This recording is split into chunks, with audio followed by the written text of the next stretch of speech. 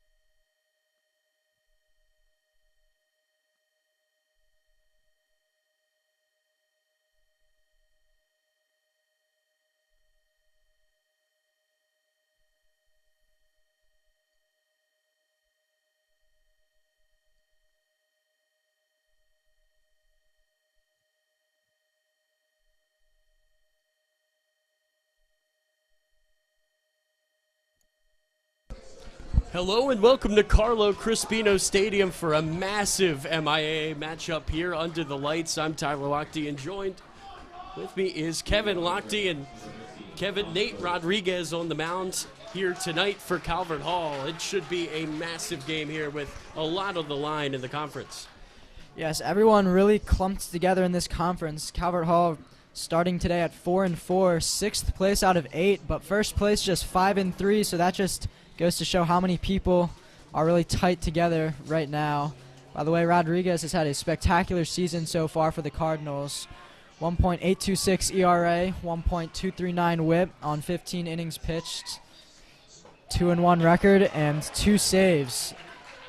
And his first pitch to Dom Moats, the junior center fielder, committed to Clemson to lead this game.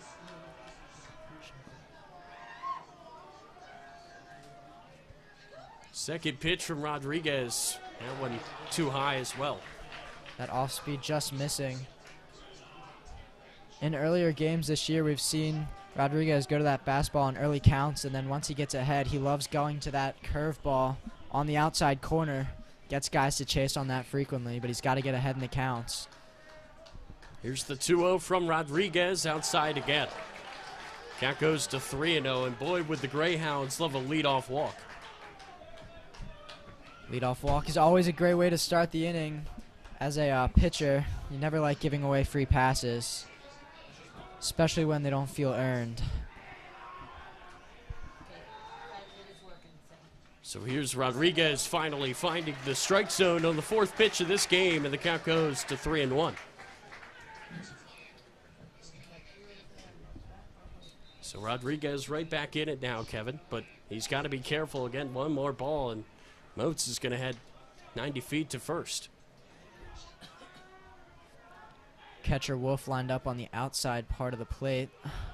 3-1 pitch, ripped up the middle. That's going to get through. Dom Moats with a leadoff single.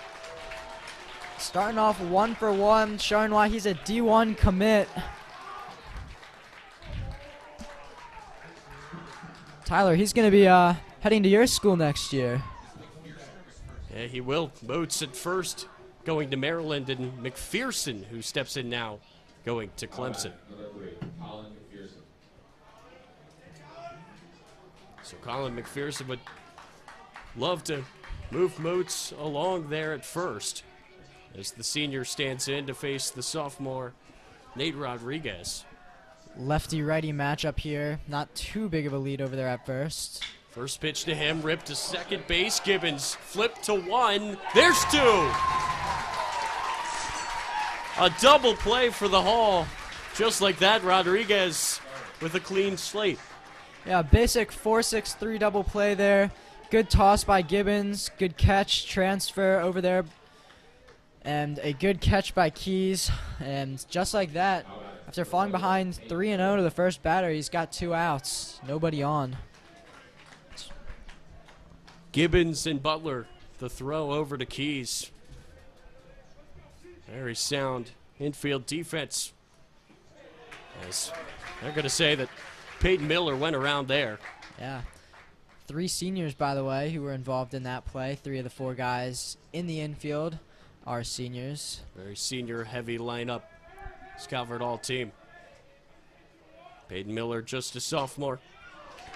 And now he's down 0-2. He's doing the pitching tonight for Gilman. 2 great sophomore arms, and he can hit as well as he bats third.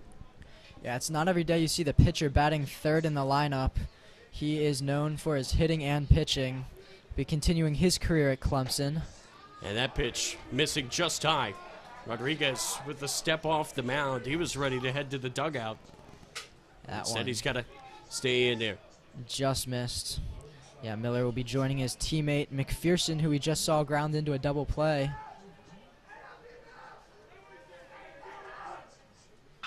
And this one's ripped down the line, left field, and just foul.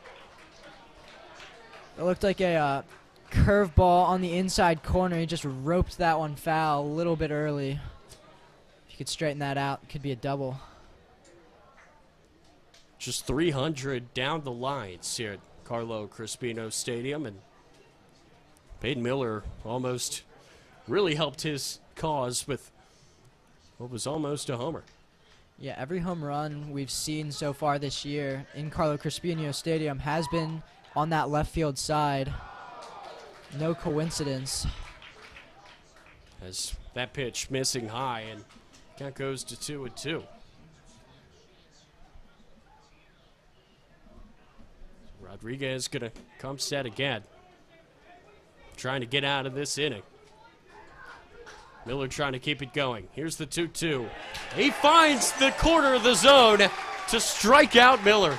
Nate Rodriguez gets through the inning unscathed, and we are going to head to the bottom of the first. Calvert Hall with their first chance to bat.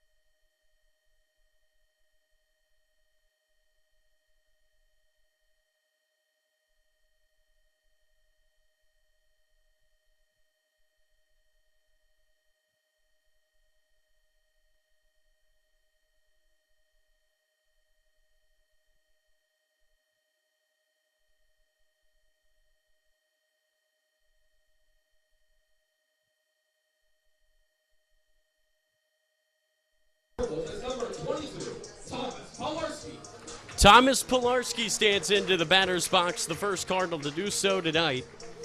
Hitting .373 on the year. Yeah, Zinskin Miller, whose first pitch gets away. Pilarski started off the year in the back half of the lineup, and he's earned himself a spot in that leadoff. He has been on fire recently. Also contributed in that game against Spalding that Calvert Hall just won. Got a big double on that. And he's going to see that pitch high. The count goes to 2-0, and Miller starting out the same way Rodriguez did with 2 balls. Rodriguez threw a third. Miller would certainly like to avoid that. Sophomore delivers 2-0, missing outside again. And just like Rodriguez, now 3-0 count. Pilarski could have the green light.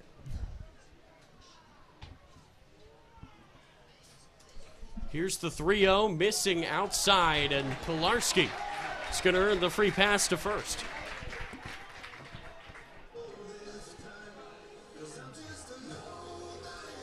Miller living in the upper 80s with his fastball. Last year he got it into the low 90s, but yet to hit 90 yet this year. Still upper 80s in high school, very good. He's got a good off-speed pitch. Downhill pitcher, uses his length to his advantage. Again, just a great pitching matchup today, 2 underclassmen, and that's another ball there on Miller. Make that 5 in a row to start this game. And Miller, he's a really good pitcher, committed to Clemson as just a sophomore. Has not been able to find the zone today. Showing bunt is Keys, and there is the first strike.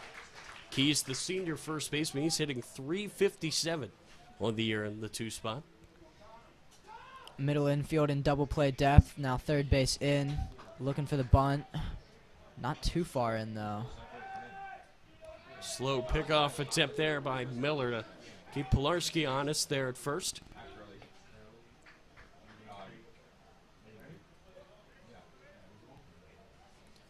Six of the 9 Calvert Hall starters are seniors. Keys is one of them. As that pitch hits way away. High bounce off the backstop, and Pilarski's going to swipe second. Yeah, they took a generous bounce for Gilman, but it really didn't matter. Pilarski was alert, took off right when he saw where that pitch was heading, and not a bad throw by the catcher, but really nothing he could do there. And the Rhode Island commit, Danny Likas, again, a really good bounce off that back wall, but Miller just has not been able to figure out the controls so far tonight. Yeah, he's yet to find the strike zone, really. He's, I think, had maybe 1 strike, and... No, 6 balls. Yeah, 6 balls. So used to having elite command, going with his elite stuff, but it's not been there yet today. Still early, though. Tie game. Plenty of time to get back together. So Gilman's coaching staff coming out to have a quick word with the sophomore. He will retreat back to the dugout. So again, Connor Keys at the dish, and Pilarski, number 22, standing at second after his leadoff walk. Keys hit the go-ahead RBI single in that win against Spalding. You mentioned Pilarski. Those were 2 of the biggest name guys with the bats in that big win. Now he's got another chance to hit an RBI here. Here's the 2-1 showing bunt again is Keys. I think he got a piece of that. He did. So that foul ball makes it 2-2 on the bunt attempt. Have to imagine he'll be swinging away here now with 2 strikes. Right, gotta protect. He's widened up that stance a little bit. He's got to make contact here. And again, Miller with the ball to work with. This doesn't necessarily have to be in the zone. That's a late timeout called there by Keys. And good job by Miller just to follow through on that pitch. Don't want to try to get yourself hurt by stopping. Yeah, you frequently see pitchers get frustrated with that late timeout call. Kept his composure there. Good to see the calmness in the sophomore. Here's the 2-2. Swing and a miss from Keys, and he is retired. for the first out from Gilman. Their crowd making some noise. And that's going to bring up C.J. Carrick.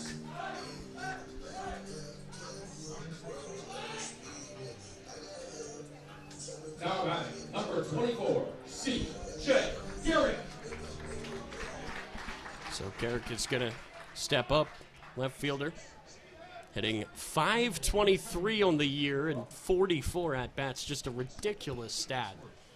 Yes, he's been absolutely electric, and it has not been due to the shortening of innings that he's had. He's leading the team in batting average, on-base percentage, and home runs. Talk about a veteran leader. One of the many seniors on this team. As that pitch gets away, Garrett gonna take a stop out of the box there after that one. Had to duck low to avoid that pitch. Yeah, that one almost looked like it was behind him. Runner in scoring position, though, for the Hall at second base, and Pilarski, who walked to lead off bottom half of this inning. Here's the 1-1 inside again. The control issues continue in the last two pitches by Miller.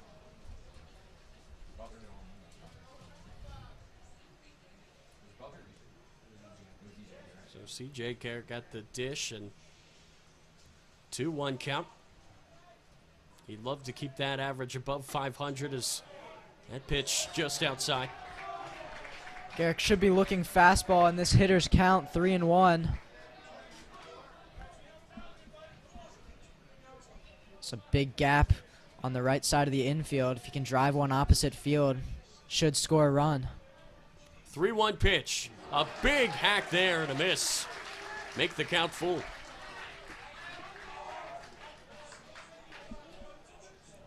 So with one away and one on here in the bottom of the first, C.J. Garrick with a full count against him with the talented Miller on the mound. And Garrick going to step off for a second.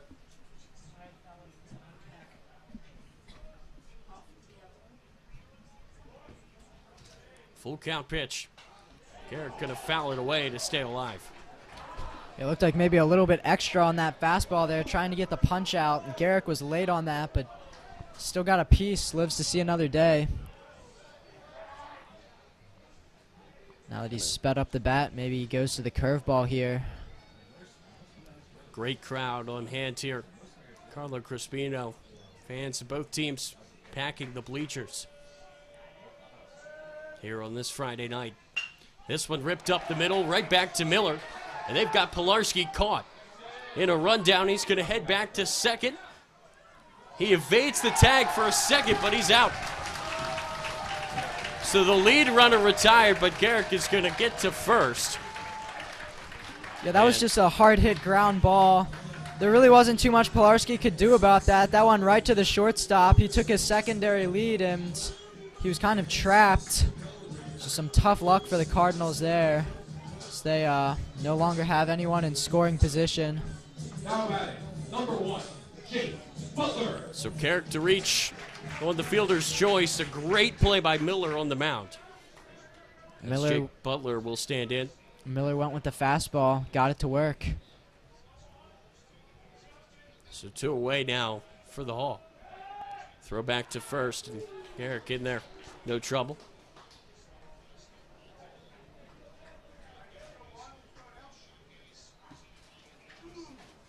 After a parade of balls to start this game, Miller seemingly settled in.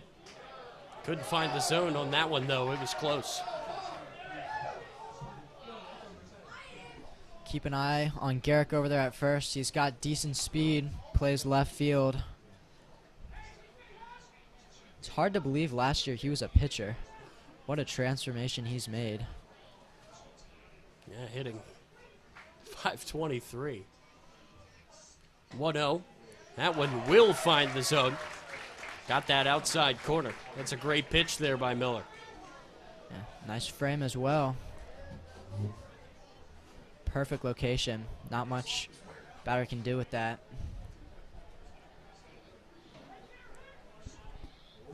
Miller throwing back to first. Garrick in safely. Butler, by the way, at bat, a George Mason commit. 4-year starter for Varsity here at the Hall. Hitting .324 so far in his senior year. He's been battling injuries throughout the season. Good to see him healthy today. And he's going to rip this one down the line to third. Here's Randolph, long throw, and it's dropped at first by Seidel. So Jake Butler reaches, good hustle. And now 2 on with 2 outs for the Cardinals. Yeah, you never want to give extra outs to a team, especially when puts a runner in scoring position. See if Calvert Hall can capitalize on this opportunity here. Now batting, number 19, Braden Wolf. So that will bring Braden Wolf to the dish, sophomore catcher. Hitting .278 on the year. Trying to get something on the board here for Calvert Hall. Braden Wolf getting extended playtime this year due to the injury of Kwiatkowski. He just spits on that one right down the middle. 0-1. Sun starting to set here in Towson. Here's the 0-1. Big swing there by Wolf. Now he's down 0-2. He's got to protect.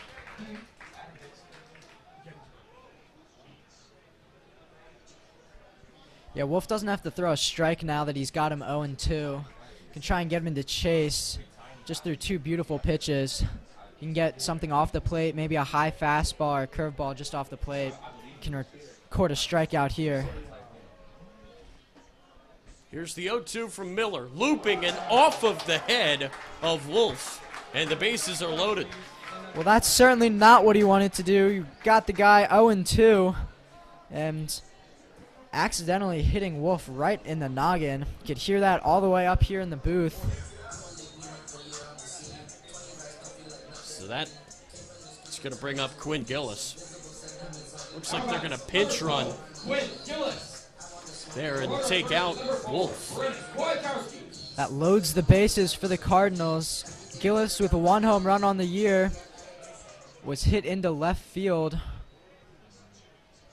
Kwiatkowski now at first, the pinch runner. First pitch to Gillis, swinging and fouling it away. Jammed him up there on the inside corner.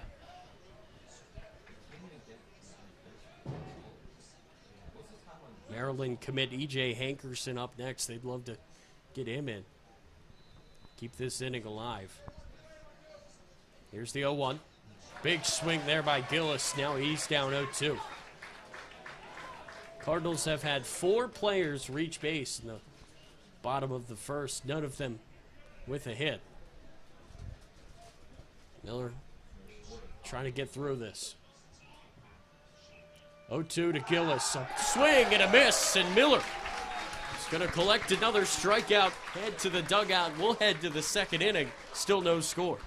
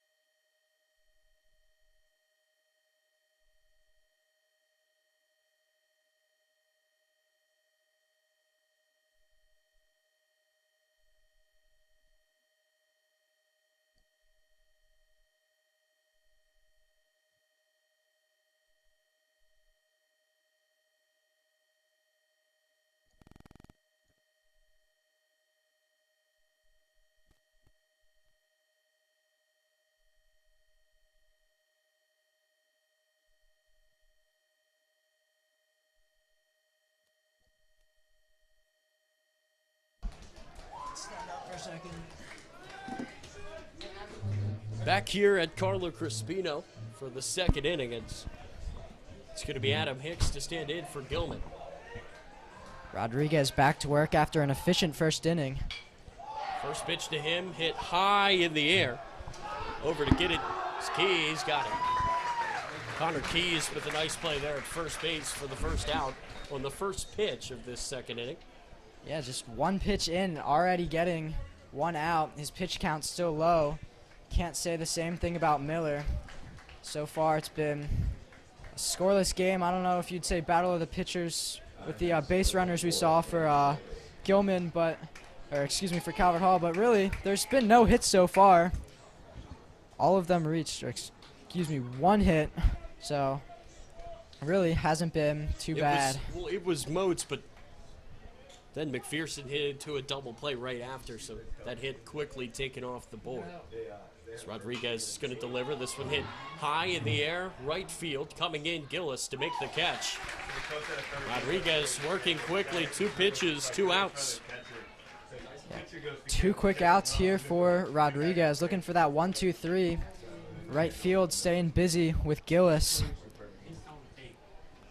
I believe that would bring Roseband to the plate. But Roseband is nowhere to be found. Now he's going to come in from the left side. Got a quick word from coach down that third base line. Roseband at the dish. 2 away. Rodriguez will throw that one right down the pipe. Busy night for Calvert Hall Athletics with the lacrosse team on national television right now in McDonough, and the rugby team play to our left. Yeah, rugby taking on the rival Dons. Always a big matchup, and of course, 2 of the best teams in the country with lacrosse. Bit of an off year by Calvert Hall standings at 5-4 on the lacrosse field, but again, that exposure so big for this program against top 10 team in the McDonough Eagles. Last time I checked that score was a tie game. Love to give you an update shortly when we get one. So now with Rodriguez 1-2 the count.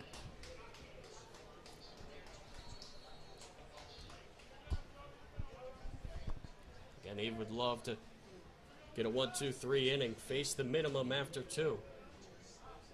Here is the 1-2. Hit high in the air, left field this time. And there to make the catch is Butler. A 1-2-3 inning for Rodriguez. Calvert Hall 2 up for the bottom of the second.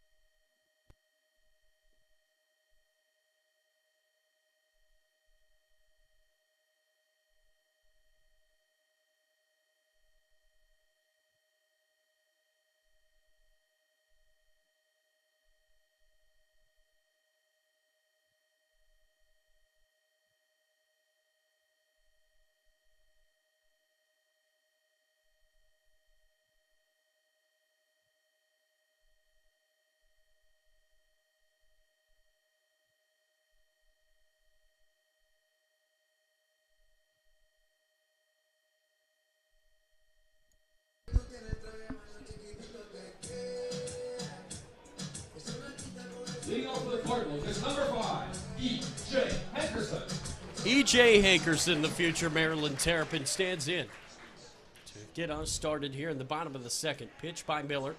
Big swing by Hankerson, could not catch up. Yeah, you're getting a little early scouting report before you're calling his games at Maryland. So 0-1. Inside again on Hankerson. He ducks below it. Yeah, that one nearly hitting Hankerson. It's his curveball really hasn't had the command that it's used to having. Here's the 1-1 high. Now goes to 2-1. Hankerson been battling injuries and an inconsistent bat dropped him down to the 7th, but all the potential in the world. So he takes that one inside 3-1. Yeah, last year he was in that 4 spot, as well as this year at the start of the year, just in a little bit of a slump right now. Here's the 3-1. Hankerson takes it high. He's got to walk. So a lot of speed on the base paths as Hankerson's going to head to first. And Tyler Gibbons is going to stand in. Miller once again falling behind the leadoff batter. Fell behind 3-1 in the first. Gave up the single.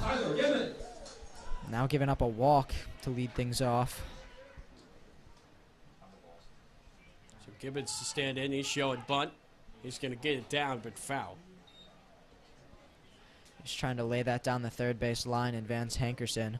We've seen a number of Calvert Hall guys actually reach on bunts. We've got a lot of speed on this team. Some well-executed bunts. Wouldn't be surprised if you see Hankerson take off for second base. Miller thinking the same thing as he checks over. Gibbons a .233 hitter this season. Showing bunt again, down 0-1. Pulls it back and fouls it back. And that bunt will be taken away now with 2 strikes.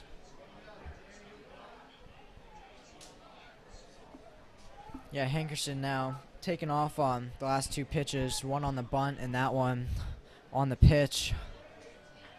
Definitely trying to get him in scoring position. Miller's got a 0-2 count. That pitch high.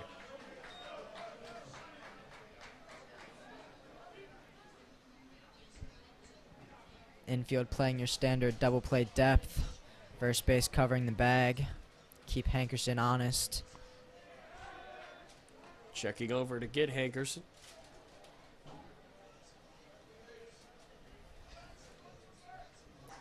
Miller definitely keeping a close eye on Hankerson. We've seen a few throwovers. Said this time he will face Gibbons, and Gibbons is going to put that over back to the stadium. Staying alive with 2 strikes. Gives himself another opportunity.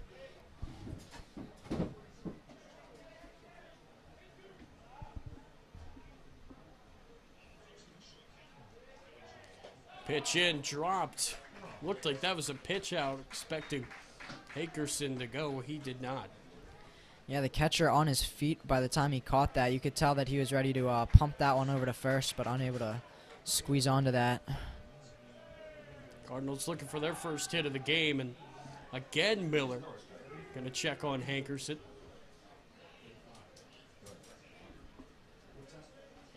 No disengagement rule at the high school level, at least not yet. They'll throw home, and a half swing rings up Gibbons. And Miller's got his 3rd K of the game. It got him to chase on an outside corner fastball. Good at bat by Gibbons, but falls short. Hankerson remains at first, an unproductive out. Now batting, number 6, Caden Farmer. So that'll bring Caden Barmer, the center fielder. Sophomore hitting .319 at the 9 spot. He's going to hit this one right up the middle. Throw to second in time. Back to first. Is it? But they get the lead runner again. That's going to be the 3rd out to end the inning. Not sure why they threw to first. Bit of confusion here. Are they going to say maybe that Barmer was out of the base paths?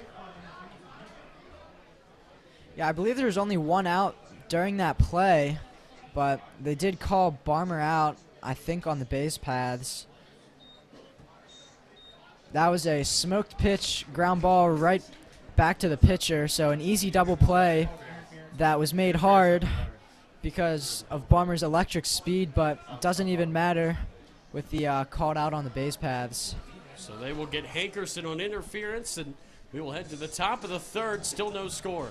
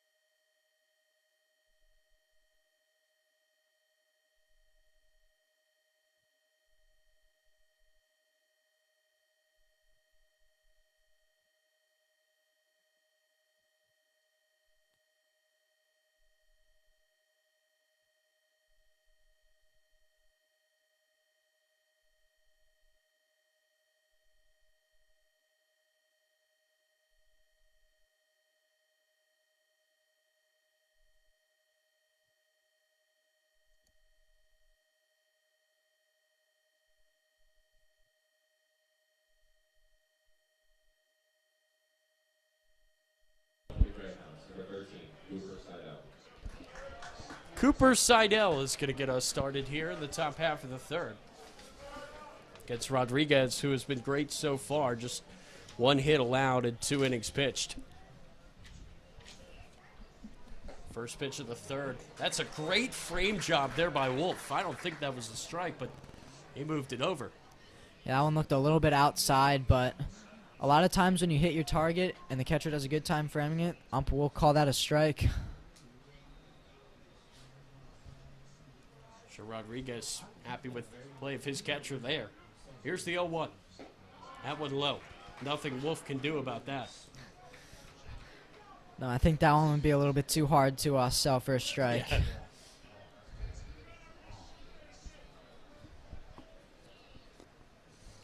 Wolf not that good of a salesman. I don't think anybody is. 1-1 count. That's pitch inside on the first baseman, Seidel. Started off with 2 outside pitches. Now works the fastball in. Try and back him off the plate a little bit. Go right back to that outside corner. It's exactly where Wolf is lined up. Here's the 2-1 from Rodriguez. That pitch hot. Make it 3-1. And the senior Seidel try to get this third inning started here for the visitors.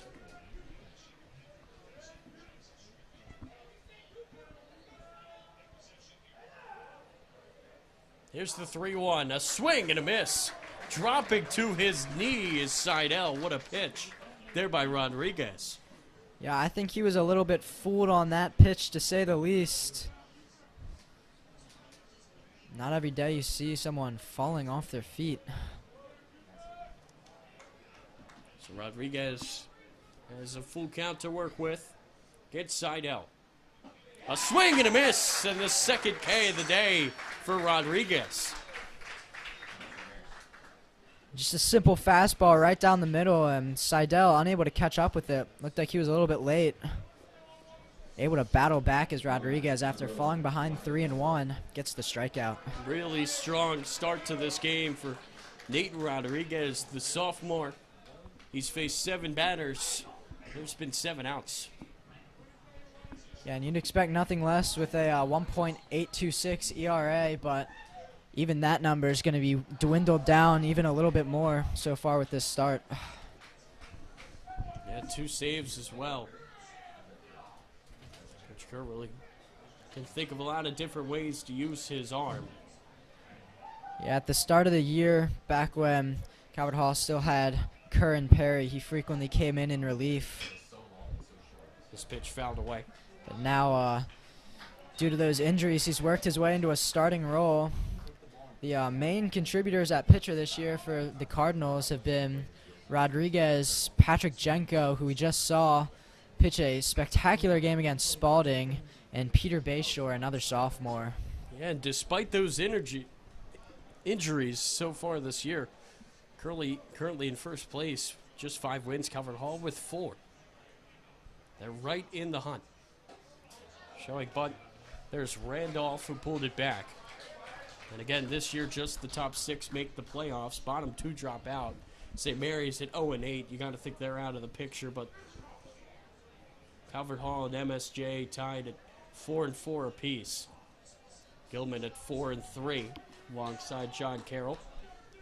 And then Curly Spalding and Blakefield at 5-3. So this pitch is fouled up and over. Yeah, and with 6 games left to play, you're more than halfway through conference play. Every game is so important for you to kind of stay in these rankings.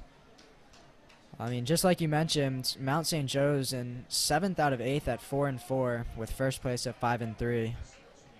Just goes to show how important all these games are. 1 and 2 seeds will get a bye in the first round. And that is huge. Here's the 2-2. He got him.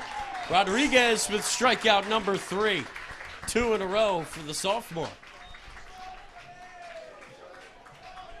He's got both that fastball and curveball working today. He's been somewhat untouchable and now looking to strike out the side. So Moats started this game with a single up the middle. Then he was caught in a double play, and since then, nothing for Gilman. Jude Taylor trying to change that, the freshman. Big swing there.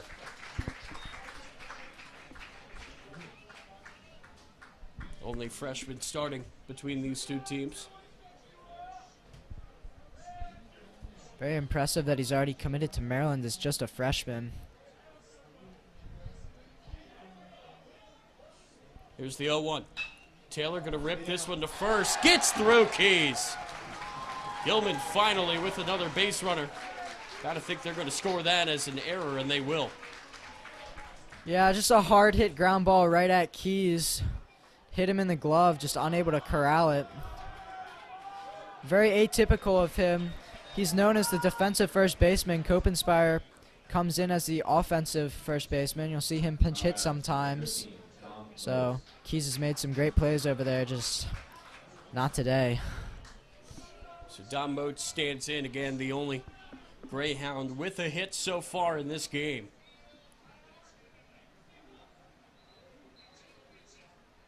A swing and a miss to start. Filthy curveball right there. Had him hacking, not even close. Well, Jude Taylor stands up first, as you said, committed to Maryland, and so is Don Moats. Maryland loves to recruit out of the MIAA. Coach Rob Vaughn trying to build something down in College Park. They hosted the regional for the first time last season. As this one's ripped down the line and foul. That would have been extra bases with the speedy Taylor already around second by the time that ball landed. Yeah, inside fastball. Good job getting to that one. He kept the hands in, dropped the bat head, able to drive that one into left field. That one was off by just a few inches. Now Rodriguez ahead 0-2.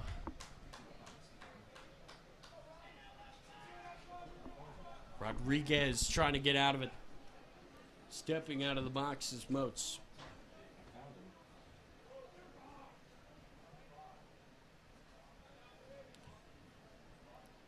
Rodriguez would love to pick up his third strikeout of this inning.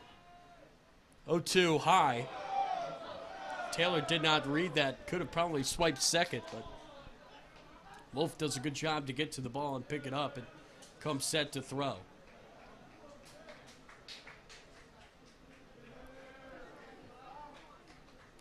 Two away here in the top half of the third. 1-2 count.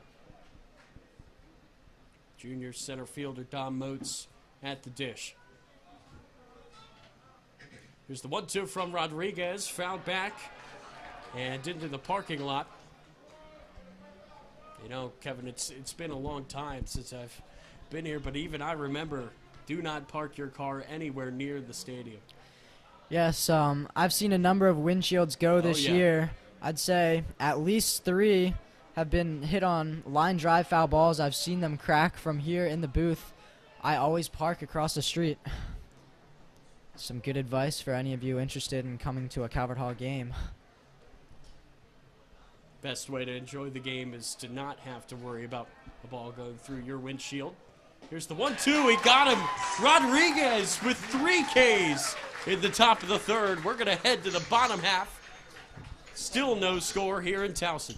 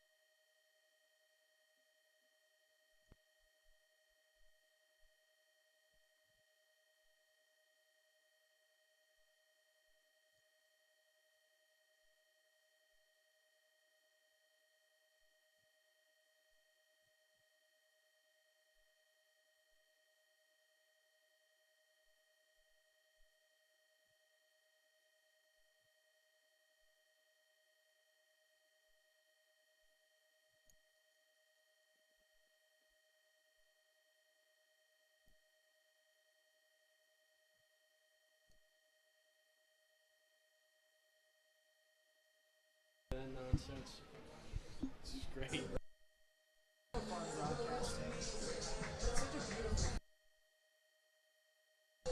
Welcome back to Carlo Crispino Stadium. Lochte, Cousins, Tyler, and Kevin up here in the booth. So great to be here with you on this beautiful Friday night. Yeah, always good to welcome you back from College Park. This one ripped by Pilarski. Tough play by Taylor. The throw is going to be dropped again. Seidel could not handle it for the second time. I wouldn't put that. Top of that has had nothing to show for with the bat. Calvert Hall with a break.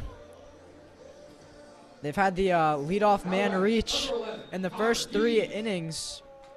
First inning single, second inning walk, third inning reach on error.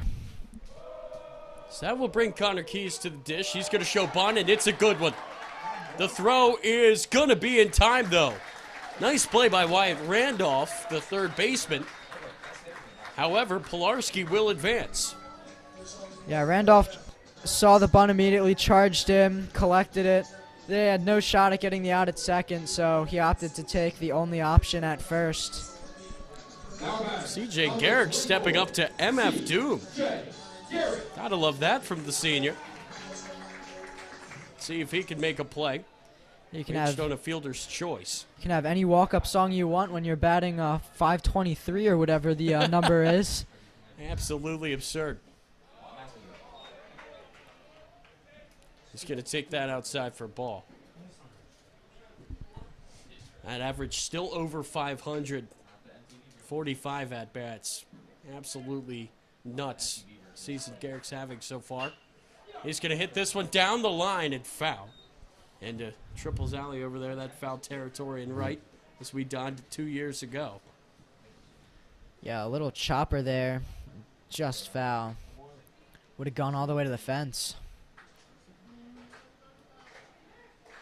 A lot of good memories for me here at Carlo Crispino.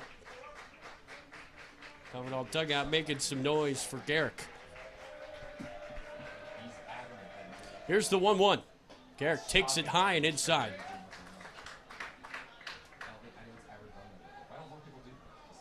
The Clemson commit, Peyton Miller, still has not surrendered a hit to Calvert Hall. Garrick trying to change that. He's going to foul it straight back, 2-2. Good thing there was a net there. That one coming right for us.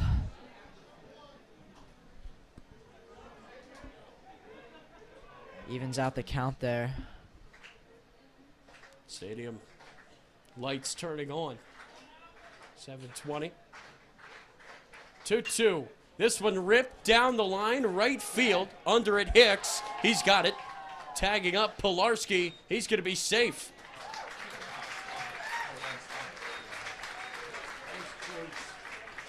Well, Garrick unable to reach, but nevertheless a productive out. Driving that one opposite field into right. A single will give Calvert Hall the lead now, with a D1 commit coming up. Yeah, the shortstop, Jake Butler. Number 1, Jake Butler. Who certainly has some pop in his bat, Kevin. But with 2 outs, sacrifice taken away. First pitch to Butler is outside and away.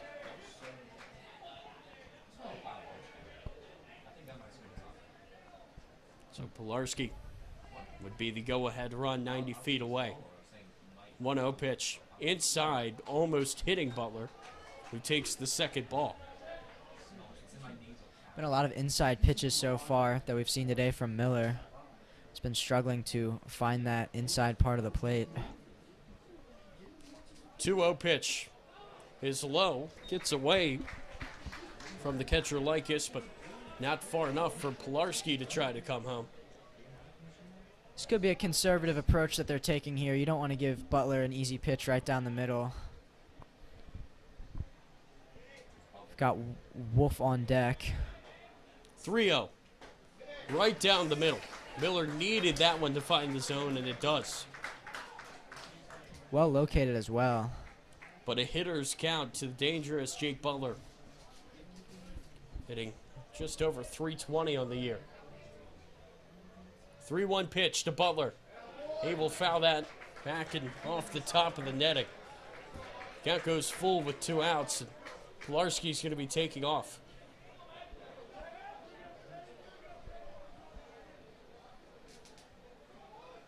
Yeah, 3-2, 2 outs. Be going on the pitch. Full count pitch. Butler swing and a miss. Miller with a big K, and we head to the 4th. Went up the ladder there with the high heat. Butler unable to catch up to it. Miller once again working out of trouble, keeping this game scoreless. Still no hits allowed by the Clemson commit. We're going to head to the top of the 4th here in Towson.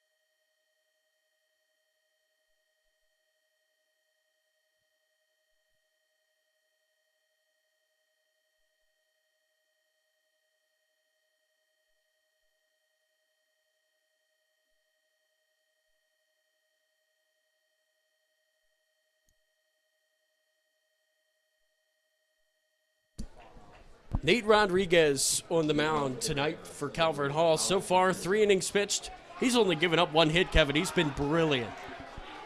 Yeah, gotten a lot of strikeouts as well. Gilman having a hard time seeing Rodriguez. Yeah, Rodriguez and Miller, they've both gone 3 innings, both struck out 4. Rodriguez has done it a lot more efficiently, though. This pitch low. Yeah, the defense of Rodriguez has been helping him out more as well.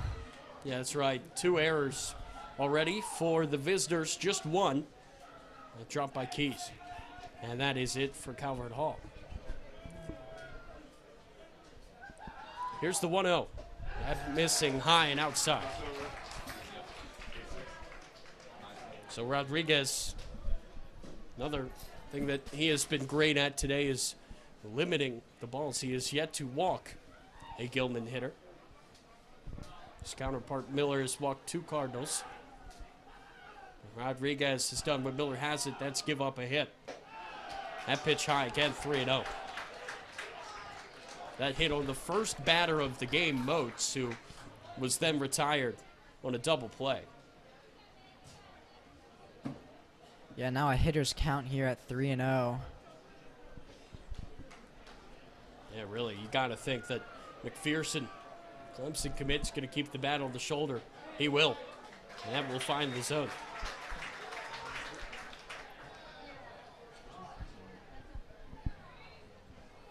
Now 3-1, so still a hitter's count. Still can look for a certain pitch and try and drive it.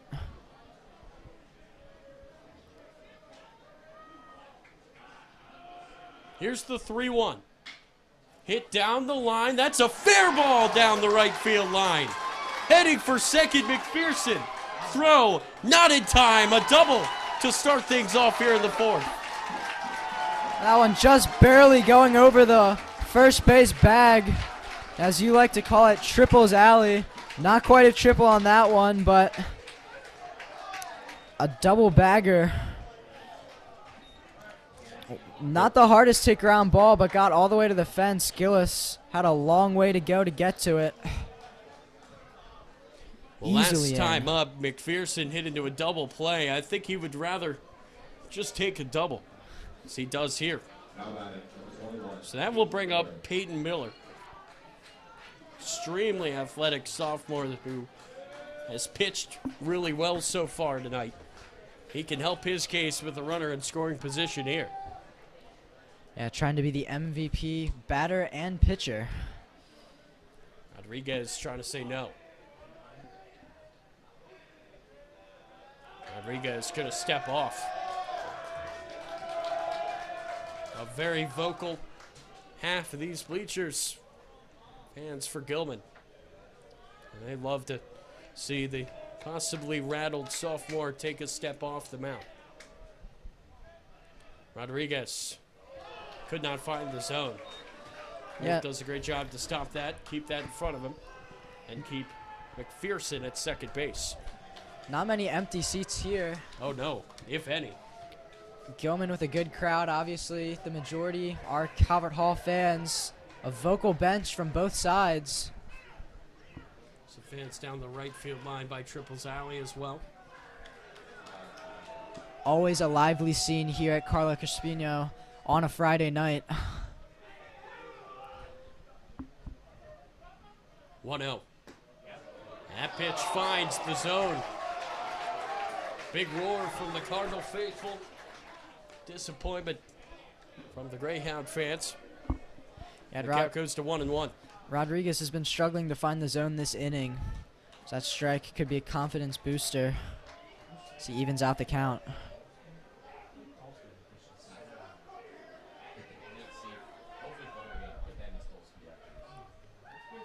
Pitcher's duel here.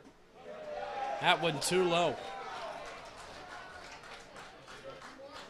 Not a bad miss, though. He hit his target. Good curveball off the plate. Good discipline. 2-1 count to number 21, Peyton Miller. Got to be careful with where you deliver it. And Miller can hit 2-1. And that is a beautiful off-speed pitch by Rodriguez to even the count at 2. Yeah, dropped right into the zone there. Started out a ball, finished a strike. Getting the knees of Miller to buckle just a little bit.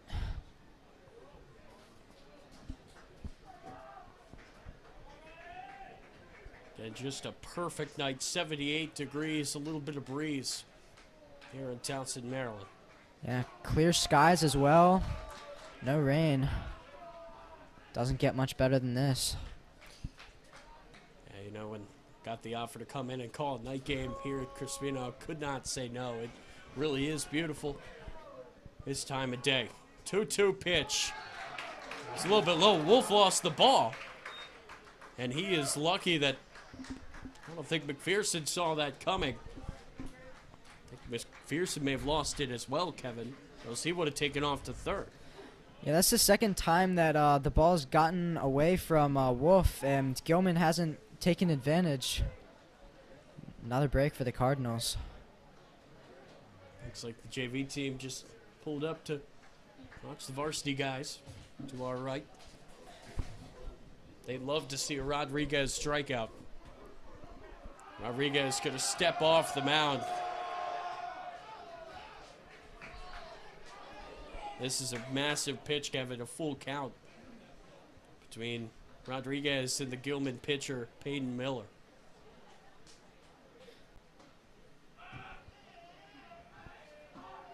Full count pitch. Miller going to rip this one to third. Tough play here for Pilarski. Throw is in time.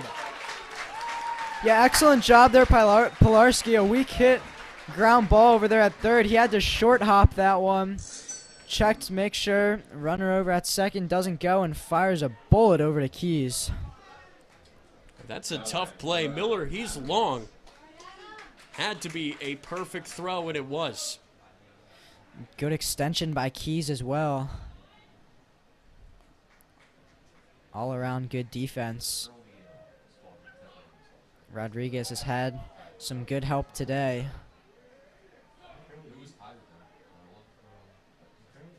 So Hicks at the plate, he's 0 for 1, like many players on this Gilman team are. And again, Rodriguez a little bit rattled, stepping off the mound a few times here tonight, Kevin. But still a donut on the scoreboard for Gilman. And that pitch will find the corner here yet again. Yeah, that one, another good frame by Wolf.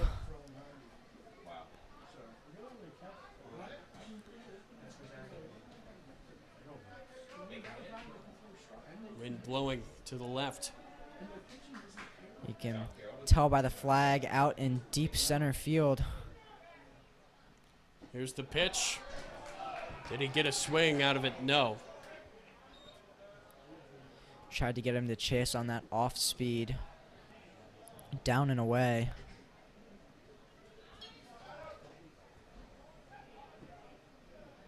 Rodriguez not taking much time in between his pitches.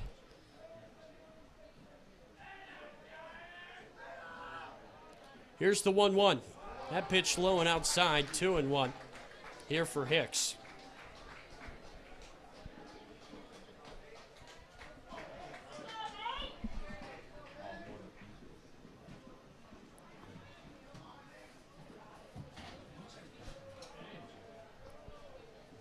So a big pitch here, 2-1, with the runner still on second.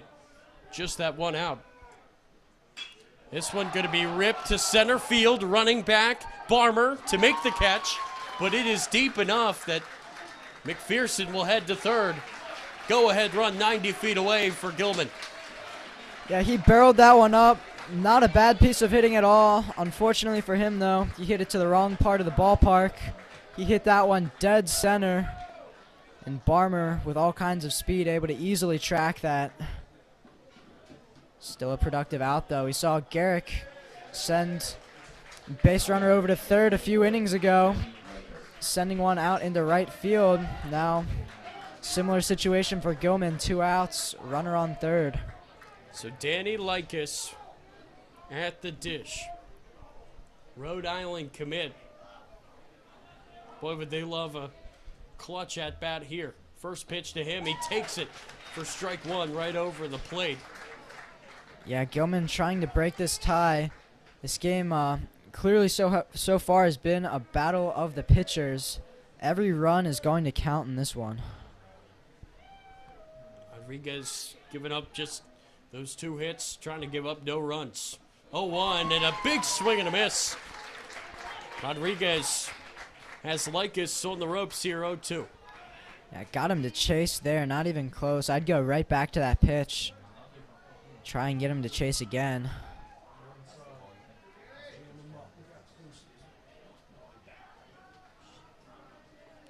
Lucas trying to crowd the plate here. 0-2. Missing high and outside.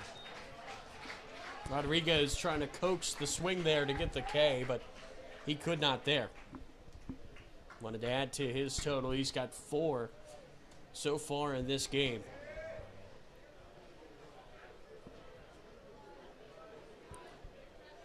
Could Lycus be victim number 5? 1 strike away. 1-2. That gets away. Coming home, McPherson. The throw in time, and he is out. Yeah, that's the 3rd time it's gotten away from Wolf, and this time they finally did go, but he hesitated before taking off. And Wolf with a good job getting to the ball after losing it. Rodriguez there for the cover, able to lay down the tag. Gilman's base running has not been good today. So we head to the bottom of the 4th. Still no score here in Towson.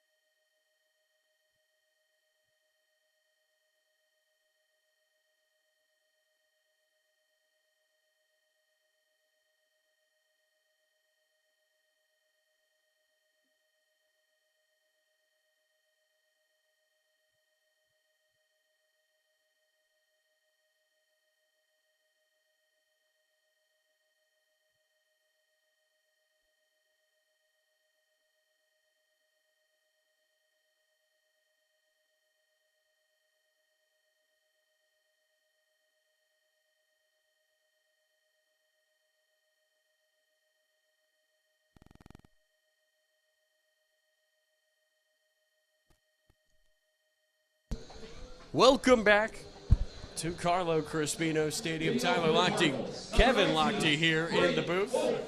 Braden Wolf, who just ran down that wild pitch, threw it back to Rodriguez for the tag and the out to end the top half of the 4th, stands in. I think that pitch might have hit him, but he swung.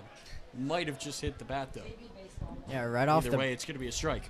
Right off the bricks, straight back. Jammed him up on the inside fastball. Yeah, just really good pitching by both sophomores today, and that one, not more sure what happened there. A swing and a miss. It almost To looks Wolf. like the fastball has movement to it.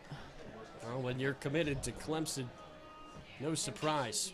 Jammed him up again. Running over is the first baseman, Seidel, could not get there. Count stays 0-2. Showing some hustle, but unable to get to it. So Braden Wolf to stand in.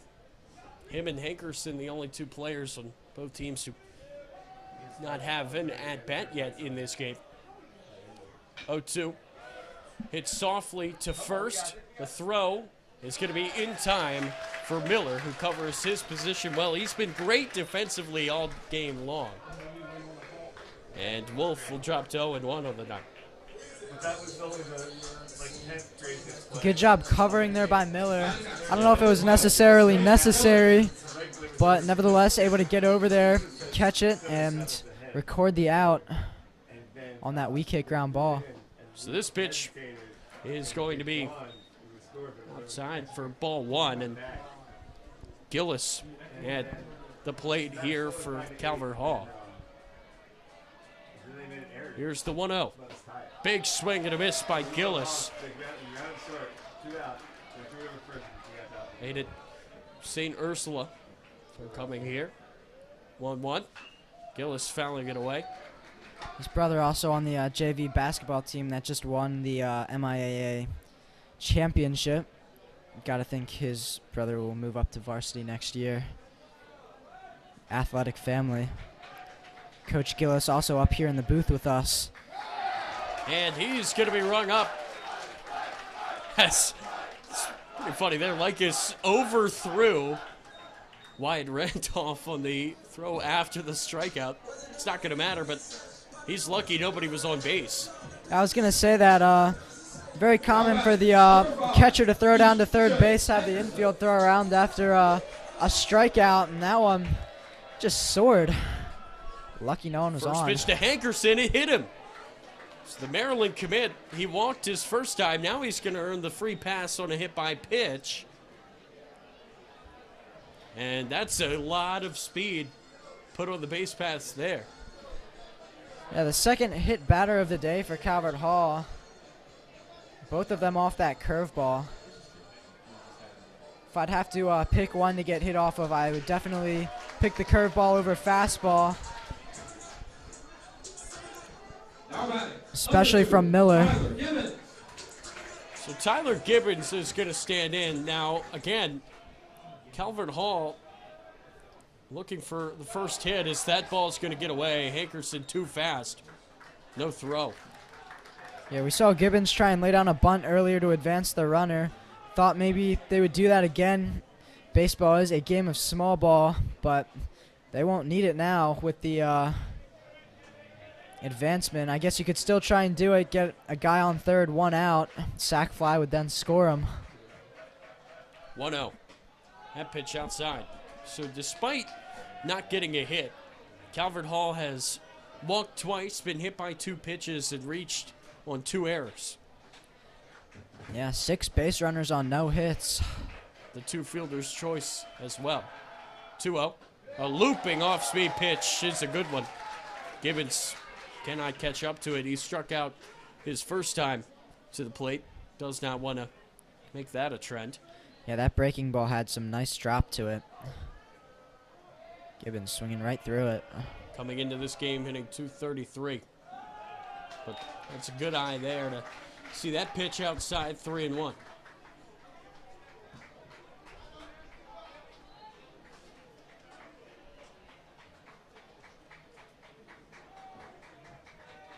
There is the 3-1 pitch outside. He walked to Tyler Gibbons is going to take first base. Yeah, 2 straight for Calvert Hall. Hankerson hit, and then Gibbons with the walk. Just like that, 2 base runners. So that'll bring up Caden Barmer, a member of the football team, a very athletic guy. Number 6, Caden Barmer. Part of the team that won the Turkey Bowl this season. Also part of the team that won the MIAA A-Conference Championship just a year ago.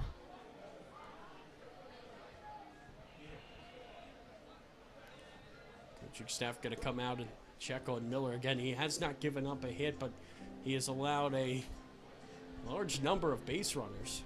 And his pitch count is starting to get up there. Yeah, it was 50 entering this inning.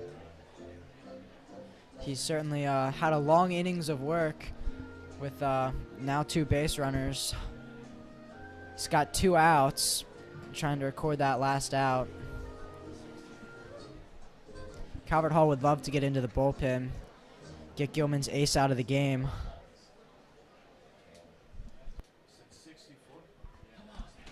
So now pitch count sitting at 64, and they're going to leave him in. Again, Calvert Hall looking to finally get that breakthrough hit. Caden Barmer will stand in. .319 hitter entering this game. And with 2 outs here in the bottom of the 4th. Barmer never an easy out with his speed. And he puts it in play. It's a fire drill. 1-0. Finding the inside corner. That's a nice pitch by Miller. Whatever they talked about clearly worked. See if you can execute a pitch like that a few more times. he'll find himself getting out of this inning unscathed. 1-1. Farmer's going to swing through it to second, the flip in time. 4 strong innings from Miller. And we will head to the 5th. Still no score. Yeah, 4-6 out there. Good play by the second baseman. He had to backhand that one. That was hit hard.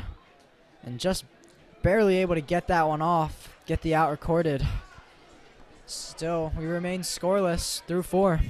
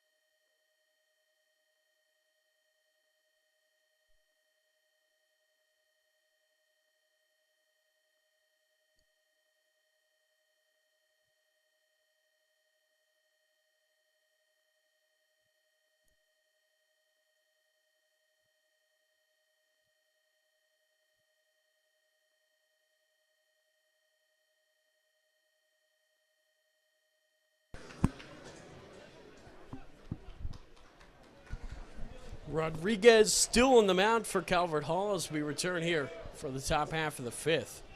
4 innings pitched for him. Just 2 hits and 4 Ks.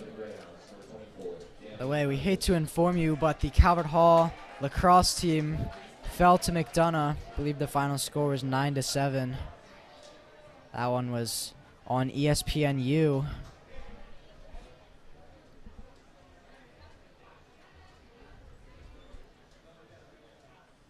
First pitch here by Rodriguez, not high enough.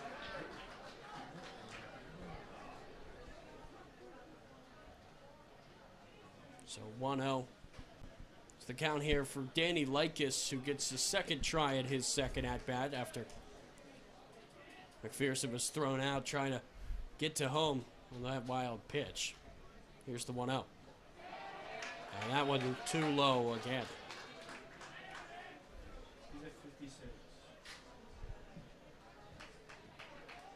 Pitch count up there, 56 for Rodriguez, who and has been so strong in this sophomore pitcher's duel. Pitch to Likas, fouled away. Count goes to 2-1. In the first few innings, he really didn't have any trouble at all. Last few innings, he's fallen behind a few batters, but still only the 2 hits. It's been a great game so far for both pitchers.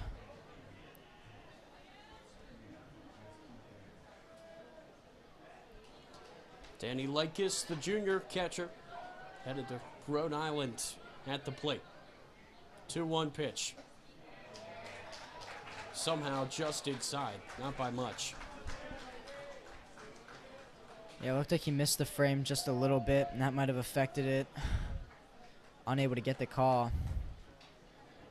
Hitter's count here. Look for a fastball. 3-1. Hitter's count. And Likas is a good hitter. He's going to put that in the left field for the 3rd hit of the night for Gilman. It's a leadoff single. That was an inside-ish pitch and able to get to that, smoke it, ground ball. Nobody home in the infield for the Cardinals. Able to get a nice single. First base runner in a while, it feels like, that's reached on a hit. Looks like that's Seifert warming up in the Calvert Hall bullpen. Seifert, a Shenandoah commit. guy who played ball in this team as just a freshman. Here's Roseband showing, bunt that pitch high. Roseband did a good job to get out of the way.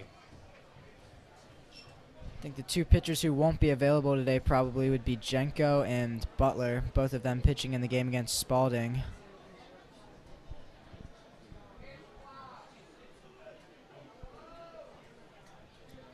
Could see Peter Bayshore potentially later as well. Not in the rush, though, certainly, to take out Rodriguez, who cannot get that pitch down. Yeah, as long as his pitch count is staying down, which at the moment it is, he is Just dealing over right 60 now.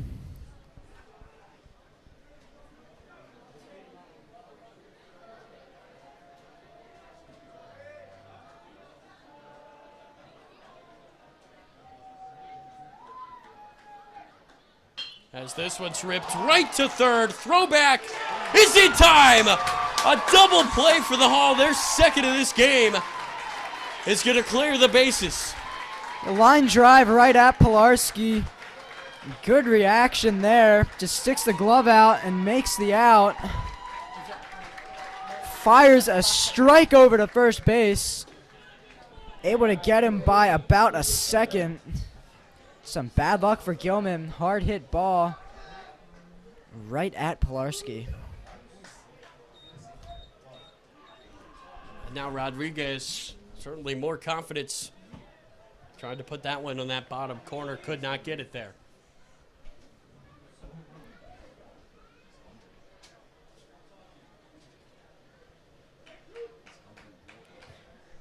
Two away here in the top half of the fifth inning, 5 of 7. At this rate, we might play more than that, Kevin. Here's the 1-0, ripped up the middle. It's going to be a tough play. Butler throwing for the out. Nice play by the Cardinals shortstop. The Cardinal defense continues to impress today. A couple of nice plays. Able to get out of that inning unharmed with just one hit. So we are going to head to the bottom half of the fifth. No score here at Calvert Hall.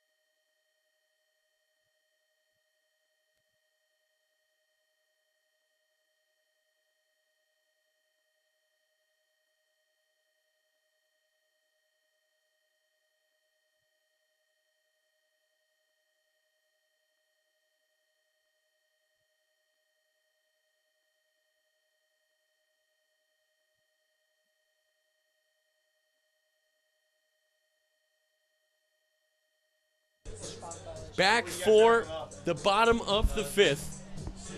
Still no score. Great crowd on hand here for a rare night game here at Carlo Crispino Stadium. They've got the lights up, but again, they do not play here at night much. It's a nice little treat every time they do. The Cardinals now into the fifth inning. Yeah, frequently not on the weekdays. They've started to get more and more Friday night games. Yeah, I remember here this year. I remember when I was coming here, there was maybe one a year, if that. Yeah, very exciting. Typically getting one every Friday night now, so about once a week. Good to see, and I know the players, they love it so much to play under the lights. Big game feel, certainly. Yeah, it really brings a bigger crowd as well. A Friday night, you get a lot of students coming out to watch, everybody off of work. And really, as you mentioned, the last few years, they really haven't had any nighttime games. It's just how the scheduling fell. But luckily for them, a change. 1-2. That pitch is going to hit Pilarski. who has now reached in all 3 of his plate appearances despite not getting a hit.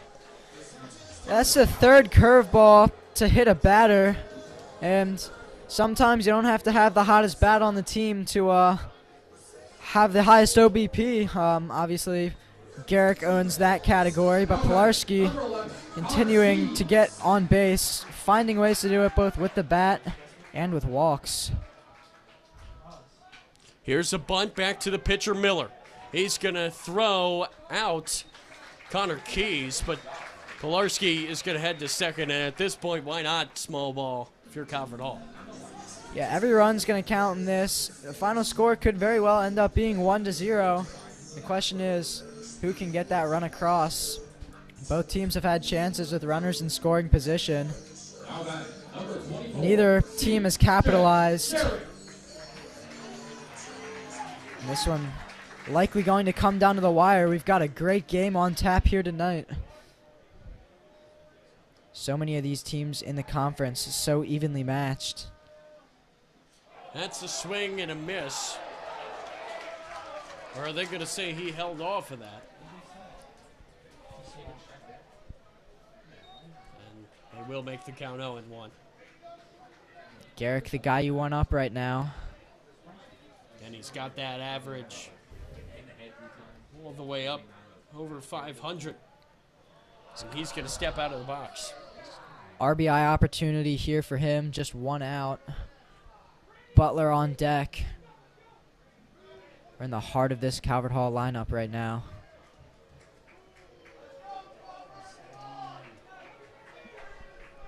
Oh, 1. Garrick going to put this down the line. What a play at first by Seidel, but Pilarski is going to get over to third. Cheers from both sections here. Calvert Hall and Gilman on the out, but runner advances now 90 feet away from giving Calvert Hall the lead. Yeah, that's the second time Garrick has advanced the runner. The 1 out, guy on second. Earlier we saw the fly out to right field, and I think he might have been robbed there. That was not a bad piece of hitting, but good play over there at first base. Calvert Hall a single away from taking the lead. Something that they have not done all game long. Let's get a base hit. Could Butler change that? He's going to take that pitch for strike 1. Now into the 5th inning. But they have had plenty of base runners. Pilarski at third. 0-1 to Butler, down and away. Could this be that big breakthrough moment for Calvert Hall in so many ways, Kevin? It certainly could be. All they need to do is break that, believe it or not, no hit that's going on right now. 1-1 low. Good job by Likas to stop it. Yeah, Likas' job all the more important with a guy on third in a tie game. Saw Gilman get thrown out at the plate on a wild pitch earlier. Gilman, hate to have that happen to them. 2-1. Butler takes it high. Now in a hitter's count, Butler can do some damage. Big opening on the right side of the infield. Second baseman shifted left. Butler can get this opposite field. 3-1 to Butler. Taking it low and outside for ball 4. Runners on the corners for Wolf. Great stop there by Likas, so that was literally bounced to him. And Braden Wolf, the sophomore catcher, is going to stand in. Still a 0-0 ball game here late, the 5th inning. Number 19. Yeah. Runners on first and third. This is a clutch at bat right here. Looking to get an RBI. End this scoreless game. As that pitch is outside. Miller's been struggling to find the zone the last few batters.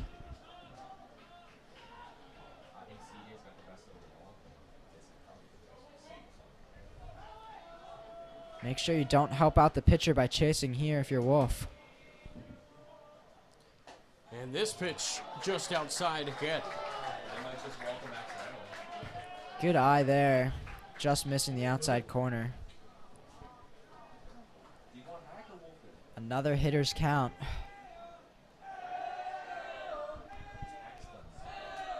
2-0.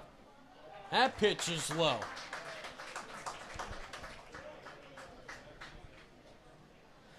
Tyler, in this situation, do you give Wolf the green light, first and third, 2 outs, 3-0? I would not. It's been such a struggle to hit Miller all game long. 3-0 is going to be taken for a strike, and I don't think there's any need to risk it. Make him throw. Yeah, I would completely agree with that. You want to drive the pitch count up. And as you mentioned, he's still throwing the no-hitter, but he has had command problems. So taking that pitch. This one's going to be ripped down the line and in. No-hitter over. Calvert Hall takes the lead. A line drive base hit. 1-0 Cardinals in the bottom of the fifth. Yeah, great piece of hitting there by Wolf into shallow right center field. Runner from first goes all the way to third. Obviously the runner on third scoring. And this tie game is over. Calvert Hall takes the lead 1-0. And that might end the day for Miller. Not sure. It looks like he might be staying in. Braden Wolf comes through and gives the Cardinals the lead with 2 outs in the bottom of the fifth, their first hit of this game. Couple of big plays for Wolf so far in this game. If you remember earlier, Gilman got thrown out at the plate. Wolf was quick and alert to get to the ball and give that to Rodriguez for an easy out at the plate. Now, on the offensive end, getting the lone RBI of the day. Calvert Hall would certainly love an insurance run here in just a 1-run game. Guy on third. Now Will Hack is going to stand in. Number 23, Will Hack. He will replace Quinn Gillis. With runners on the corners trying to add to the lead here for the Cardinals. 2 outs. That pitch down and away.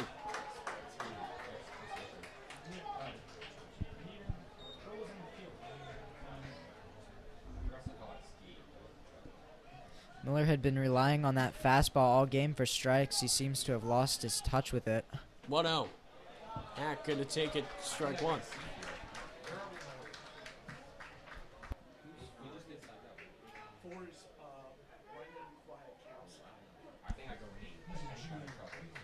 So Brendan Kwiatkowski in at first. Unable to play behind the plate due to injury, but still able to pinch run. And he's going to take off, and he will swipe second base. So now 2 in scoring position for Will Hack. Butler at third. Now Pawlowski at second base. Now 2 in scoring position. Runners are going to be going on contact with 2 outs. Single could score 2 now. And this one's going to be taken low.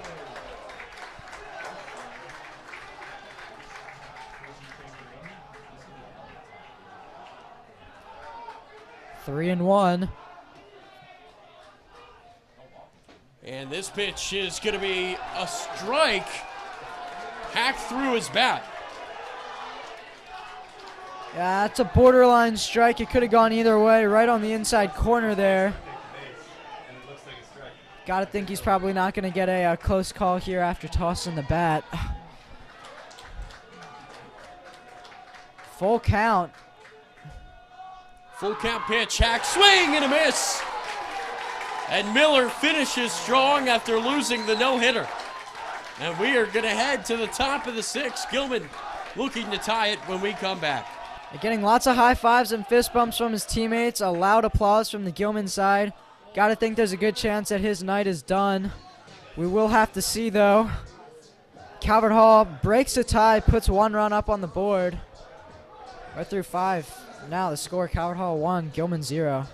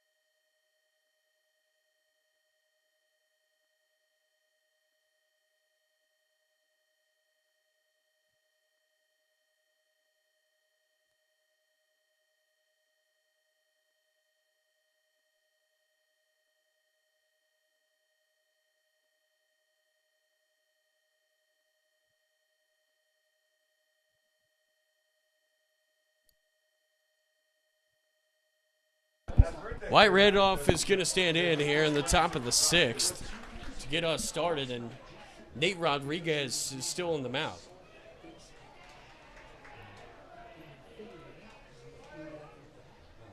Yeah, just 2 innings to go. We still see some action in the bullpen for both teams.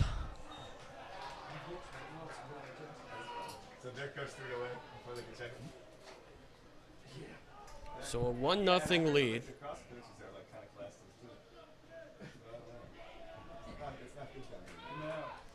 Here for the Cardinals.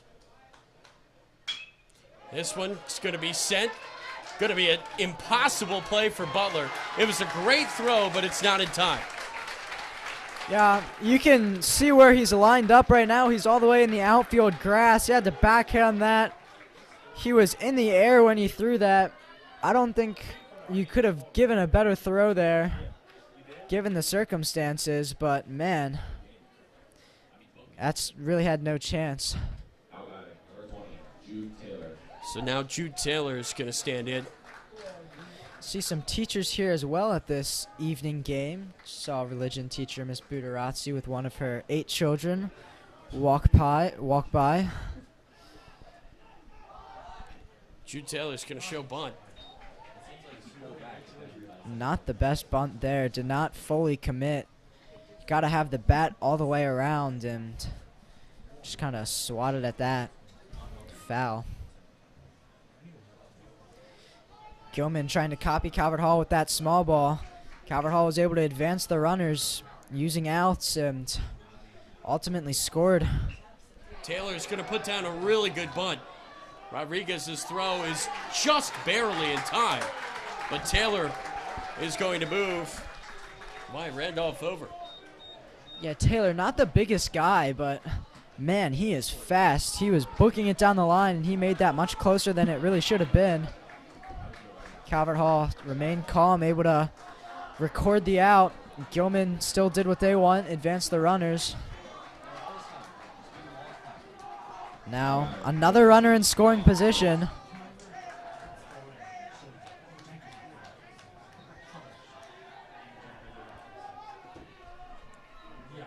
So with 1 out, pitch from Rodriguez is in. Oh, no, they're going to call that a strike. Thought he got it 2 inside on Dom Motes, but umpire disagrees. Yeah, I'd say that was probably a generous call. I'd definitely say that was a little bit inside.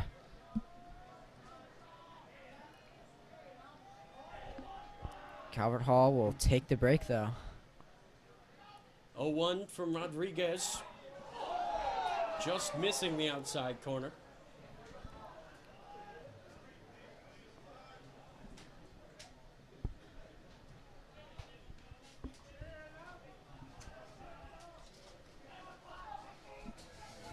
So count goes to 1-1. Top of the lineup, by the way, so this is the spot Gilman wants to be in. 1 out, bunting down the line, and that is another really good bunt. Nice play, though, by Keys to get him out. However, the tying run, and Randolph is going to be right down the line at third. Yeah, right down the first base line. An awkward slide. He's a little bit shaken up on it. Keys had to make the tag. He wouldn't have been able to get to the base in time. Good job making that play. Very good effort by Motes. The Maryland commit. So Gilman has now advanced the runner twice on bunts. And it all comes down to this. In this inning, of course. Still another inning to go after this. So Colin McPherson, the Clemson commit at the plate. Tying run 90 feet away. He takes that pitch, a called strike 1. Gilman crowd getting into it. Got to think the Calvert Hall crowd will be very fired up if they can get out of this. This might be Gilman's best opportunity left with a guy on third in this very close game. Last time these two teams faced off, Calvert Hall won a 1-run game. I believe the score is 4-3, so these two teams are very evenly matched. 0-1, 2 outs. Make it 0-2. 2 straight curveballs hitting the outside corner. After 2 curveballs, I would have to imagine he's going fastball here. Slow the bat down and then speed it up. You don't have to throw a strike. Try and get him to chase maybe a high fastball. Try and get out of this. 1 strike away. 0-2, 2 outs. Somehow that pitch is going to be called inside for a ball. Yeah, it looked like he did go to that fastball. Well located, just misses. Calvert Hall got a few generous calls this inning. This one going against them. Not much action, but boy, has this game been fun. And a base hit here for McPherson ties this game. Randolph at third. 1-2 from Rodriguez. A swing and a miss. He got him. Rodriguez fired up. Yeah, Wolf fired up as well. They get the strikeout. They go to the fastball. Swinging right through that is McPherson. He hasn't had the best day with the bat. Hit it into a double play earlier. Strikeout there. Clutch pitching there. And we are going to step away here. We'll be back for the bottom of the 6th. What a game so far.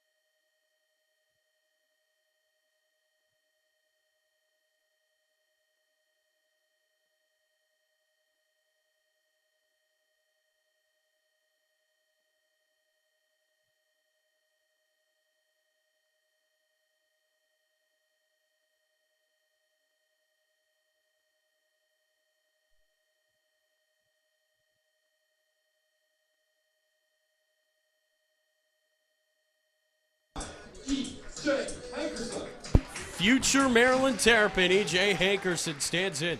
He's got home run power in his bat, and he's going to take that pitch for a strike. I remember my senior year of high school, it was be 2 years ago. He had a big game at Spalding in the playoffs, hit 2 home runs in that game. One of them went oppo. Takes that pitch slow and outside. I believe he's got 1 home run on the year this year, but not your typical home run, an inside the park home run. No errors, just ran it all the way through. And he swings through that one. New pitcher in, it's Blake Paquette. Yeah.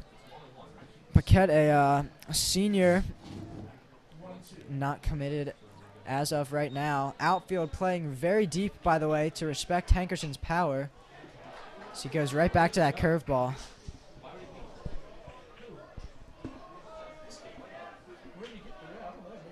So 1-2 is the count to Hankerson, and Calvert Hall just looking for some insurance at this point. Got to be happy to get Miller out of the game. After just giving up 1 hit, though he did have lots of base runners.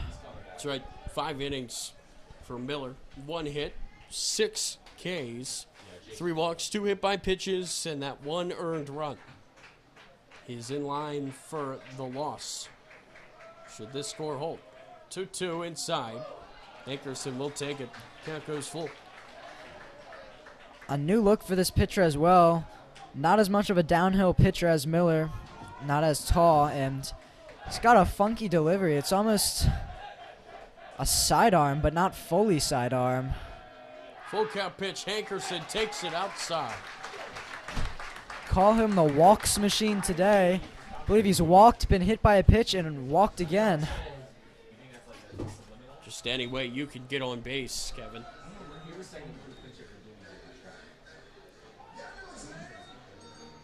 Having Maryland commit next to his name probably helps him. Opposing pitchers don't want to give easy pitches to a guy like that. His speed once again on the base paths. Gibbons showing bunt, pulls it away. That pitch a called ball. A lot of speed. First base with Hankerson. You know, we've said that every time that he's gotten on base, which is every time he stepped to the plate.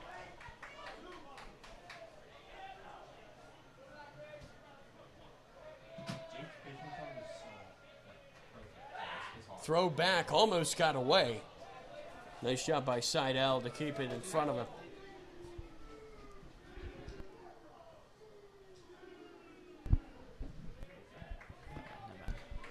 Gibbons played showing bunt again. And I don't think he got that back in time, and the count goes to 1-1. Yeah, trying to lay that one down the first base line. Probably should have pulled away. That one not even close to a strike.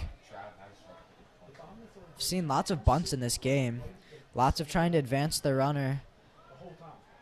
You'll see that more and more in a game like today, where it's such a pitching duel. Not many runs on the board. It's just one run could be the difference in the game. 1-1. Gibbons pulling it back. This time he will do so for that strike can be called. 3 straight times showing bunt. Now you'll see the third baseman in the infield grass expecting it. Look how close in he is, Tyler. 1-1. Gibbons bunting foul. And that will take away the bunt. He's going to have to swing away now. Gibbons, lowest average amongst the starters on this Calvert Hall team, was .233 coming into this game, but picked up a strikeout and a walk. So that average going down slightly. One base going up.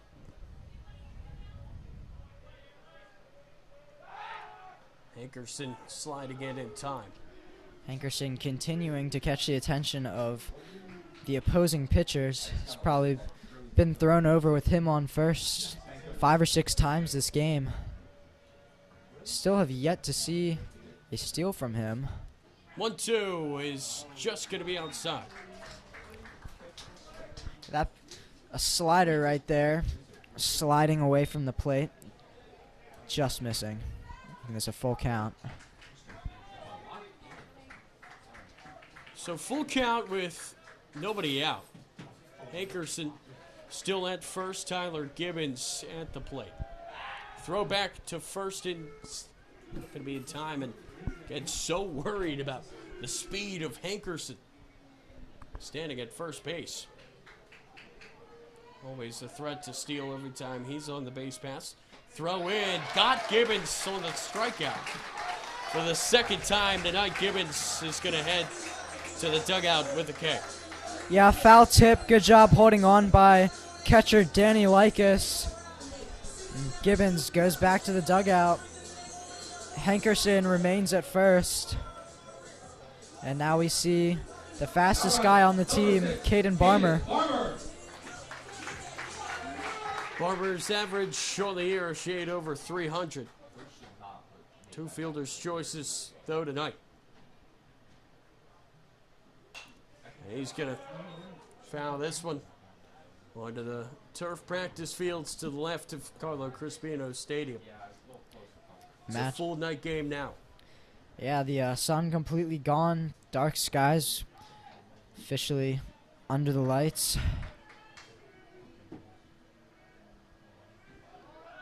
A swing and a miss. Hankerson is going to swipe second. Yeah, that was a great jump by Hankerson. And believe it or not, I think that might have been a pitch out. It was outside, and the catcher was standing when he caught it, fired it down, but Hankerson just too good of a jump. Able to slide in.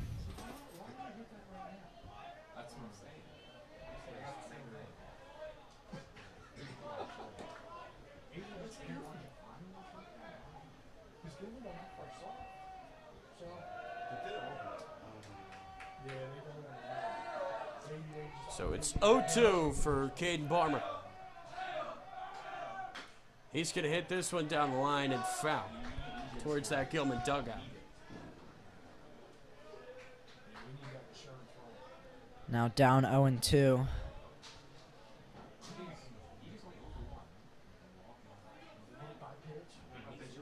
So the count remaining 0-2.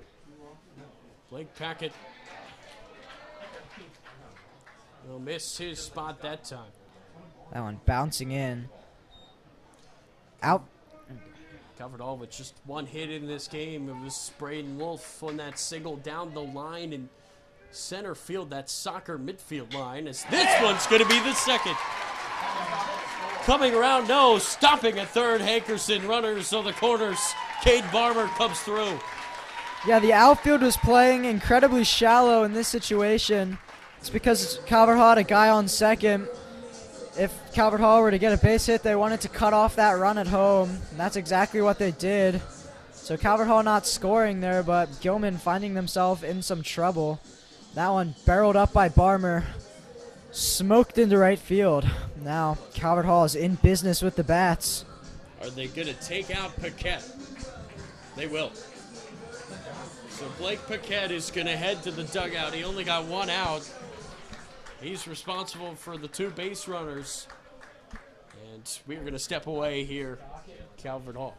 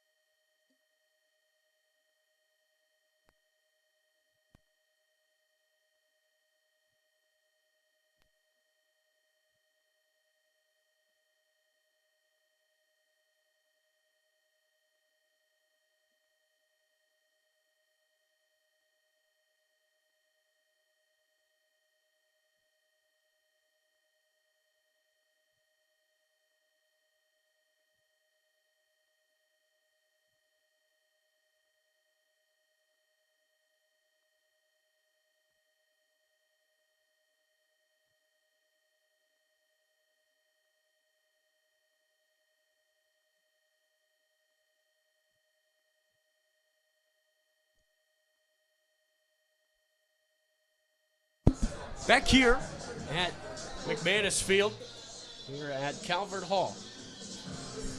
And a new pitcher in for Gilman. It's Jalen Dockett, who throws sidearm. He is committed to Claflin University and HBCU down in South Carolina. Very interesting windup, something you do not see typically the high school level. Yeah, this is an exciting one for me. Jalen Dockett, actually one of my former teammates, playing club baseball at Team Sidious, now playing for Gilman. He does have a funky windup. And he will throw that outside. So Pilarski is going to stand in. He's been hit by a pitch, walked, and he reached on an error. That is a very eventful 0 for 1. Certainly is. His OBP is going up today. So 1 out, runners on the corners for Dockett against Pilarski. Dockett's going to step off. Wants to talk it over with the catcher. Not sure what there really is to discuss. 1 pitch in. Wonder if they're talking about signs, making sure they're on the same page. Yeah, just 1 pitch in. It is a little bit interesting. I am with you there, Kevin.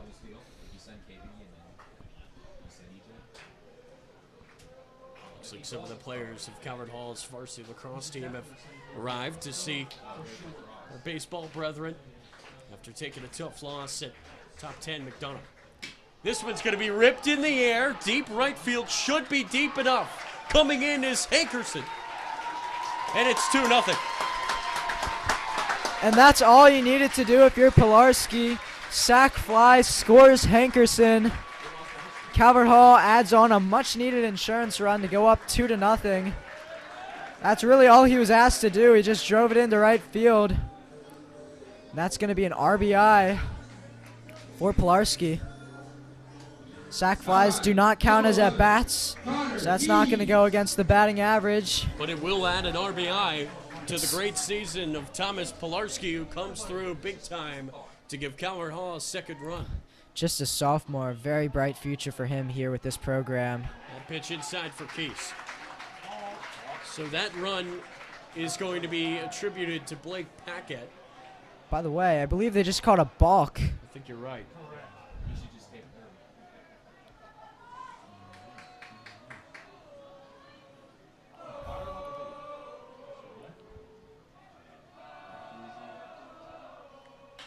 And this one's going to be fouled behind Calvert Hall's dugout. And out of play. Now goes to 0-1.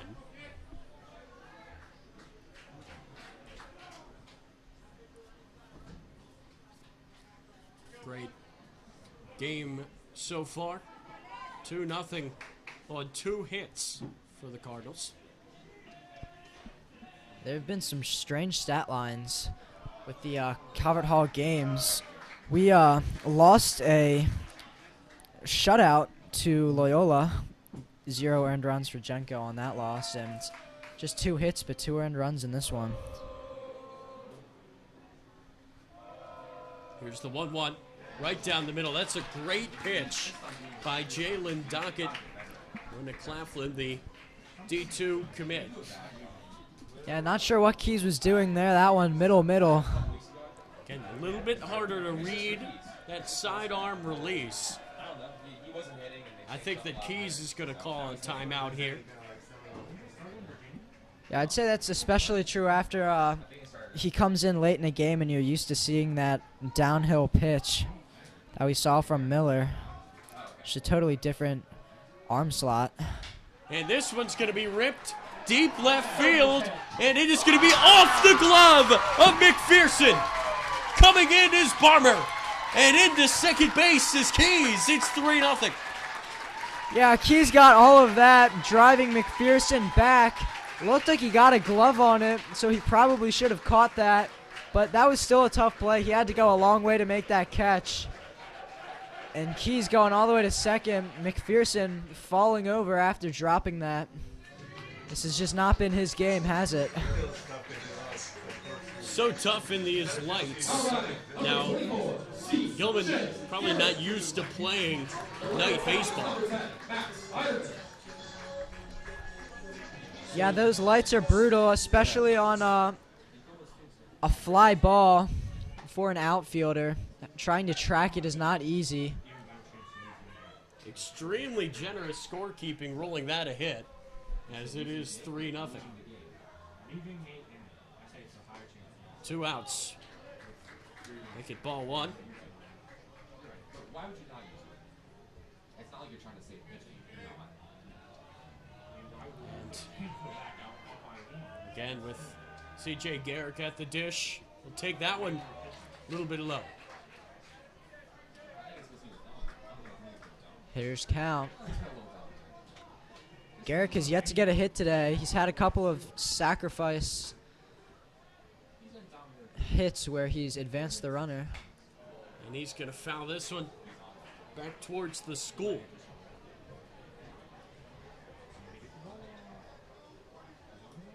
So 2-1. Here's the count with 2 away and a runner on second base, Connor Keys for C.J. Garrick. 0 for 3 the night. That pitch inside.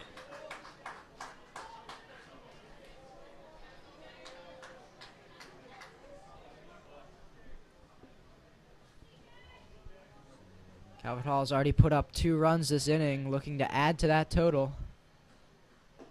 And this pitch is low, and Garrett is going to take first base.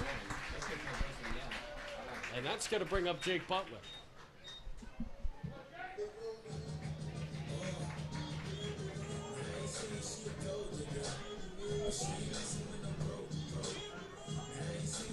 Now batting, number 1, Jake Butler. So 2-1 for Jake Butler, senior star shortstop. Another Team 1 commit.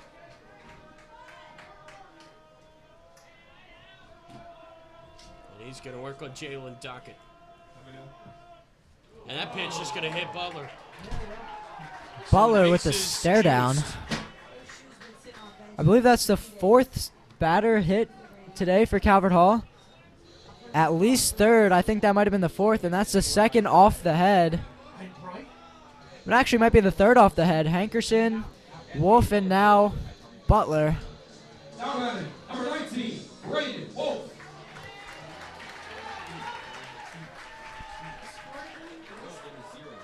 Now the bases are loaded.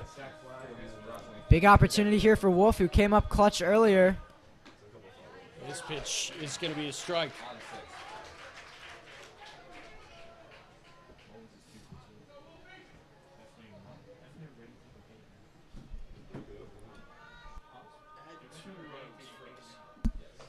And this pitch is going to be inside.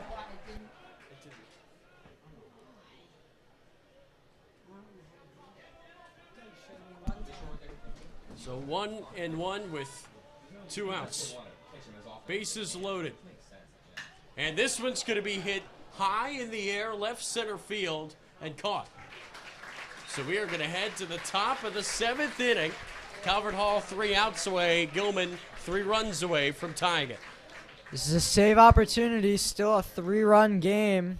Rodriguez is going to come back out, so I guess in this case it's going to be a win opportunity. Try and pitch a full game. He has been lights out so far today. We'll see if he can close this one out when we return.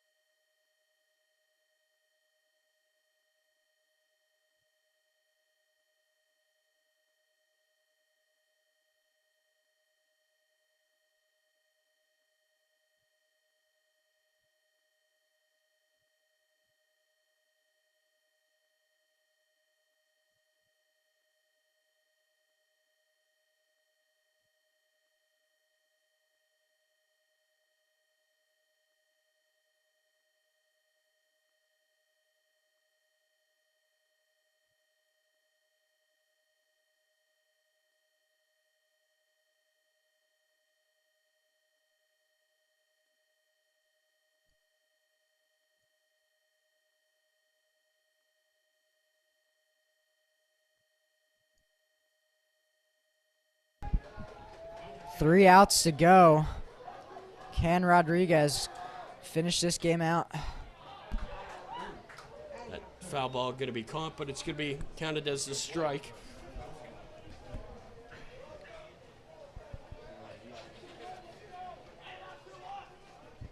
So again, the score right now is 3-0 here in the top of the 7th. 3, 4, 5 hitters due up for Gilman. Starting pitcher Peyton Miller in right now. And Rodriguez has been good all game long. He's ahead 0-2. Can he get that strikeout pitch?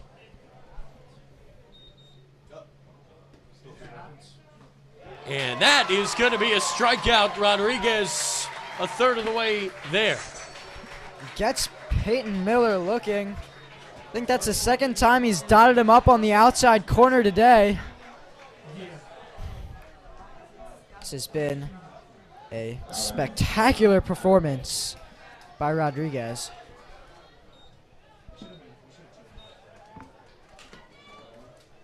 Rodriguez just trying to finish this game out. Be a 7-inning complete game. He's trying to make it a shutout. He finds the zone against Adam Hicks. Yeah, and in games like this, it really helps only using one pitcher because these conference games, they just keep coming. So keeping as many fresh arms as possible, very key. And that pitch just outside.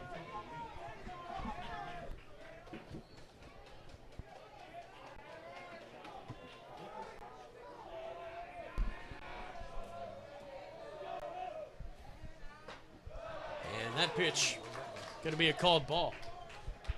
Misses just a little bit inside.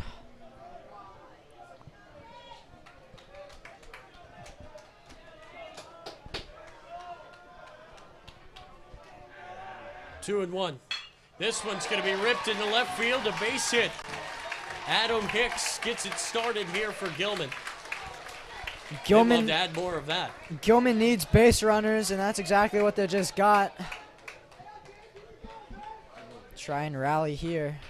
Calvert Hall very appreciative of those 2 insurance runs put on in the bottom of the 6th. I think that they might take Rodriguez out. His pitch count getting up there. He's starting to fade. They wanted to let him get the full game, but makes sense that he was on a short leash in this last inning. Still, this is a fantastic start for Rodriguez. As he might just be talking to him here. Or he might take him out. See Student Spirit Director Quinn Gardner arriving on scene now for the heart of this game, and Rodriguez will come out. Look at that ovation. Well deserved for the sophomore. He went 5 1/3. He gave up 4 hits, struck out 5, gave up no runs. He's responsible for the runner at first. And we are going to step away as Jake Butler warms up.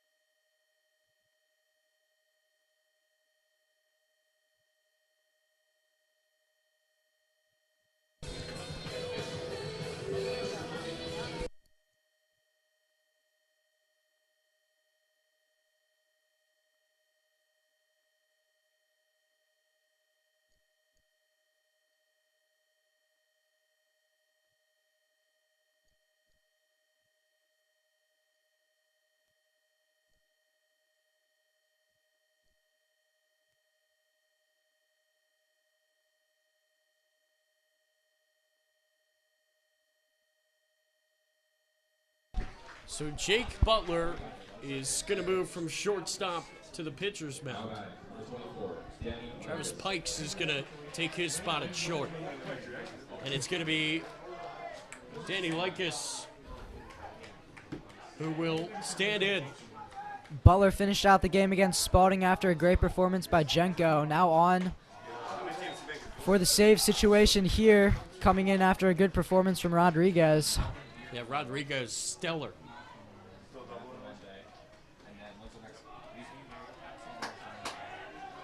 Butler, senior George Mason commit.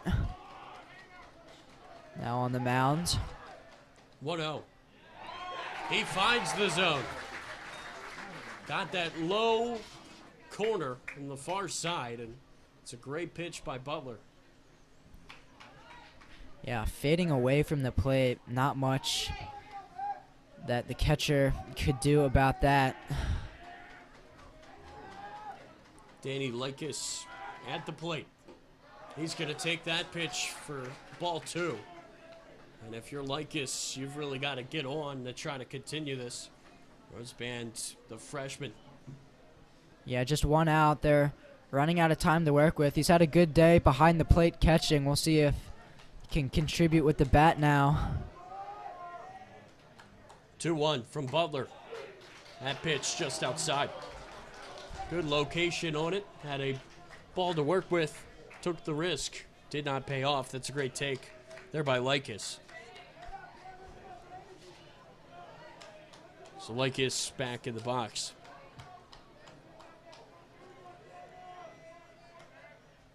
A swing and a miss to give Butler a full count.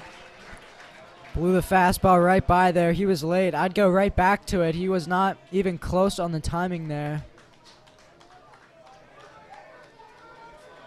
No need to get fancy. Just go right at him. Full count.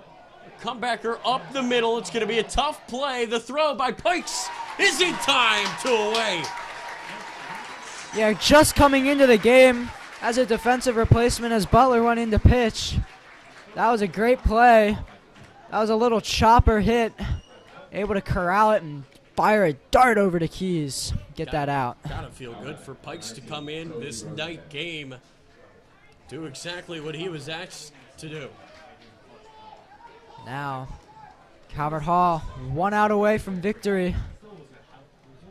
Can Jake Butler slam the door, or is the freshman Roseband going to keep Gilman alive? Butler's going to start him off with the strike. Wolf's going to come out disguised. Just great pitching from both teams tonight. It's a big, big game in the MIAA for both of these teams as the season heads into its final stretch. These two teams fighting for a home playoff game. 0-1. That one just outside by the slimmest of margins, despite good effort there by Wolf to try to bring that back across. I feel like he's called similar pitches for us anyway. Butler staying very calm in this save situation. 1-1. A swing and a miss. Gilman now down to their last strike. Butler going to take a walk. Now head back to the mound.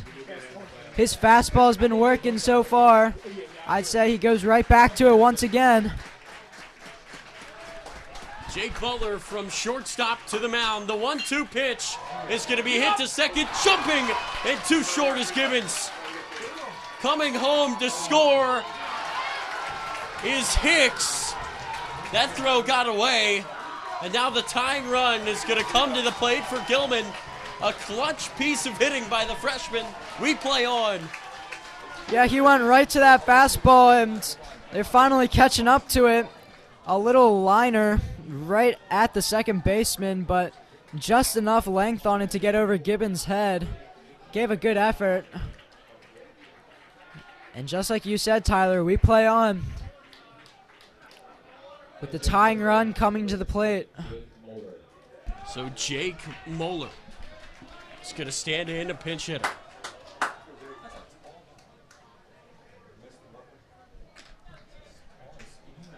Jake Butler thought he had him 1-2, and the freshman with one of the bigger hits in his young career to keep this game going. Muller in for Seidel. That run, by the way, is going to be charged to Rodriguez, I believe. Right. He was the one who gave up that runner. Ball 1 to Muller. So the shutout out the door for the Cardinals. Still trying to hold on, get this win. Still 1 out away. Butler taking his time.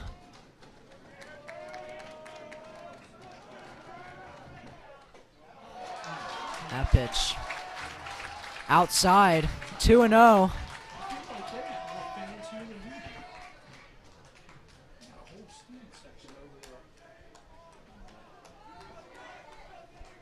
The Gilman faithful trying to get loud. Those who made the trip.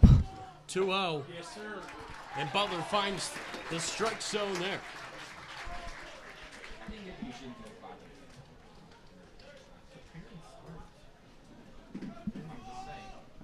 So 2-1 with 2 outs. And this pitch is going to miss the zone. I think it's low. Calvert Hall fans not too happy about that. I think it might have been the right call, though. Right down the middle, just a little bit low.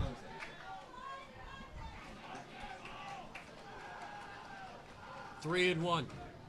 A swing and a miss by Muller. Goes up the ladder, chases. That would have been ball 4. That was high and away. Couldn't resist the high heat. Really want to get Randolph up. Keep this game going. Can Gilman find a way to rally?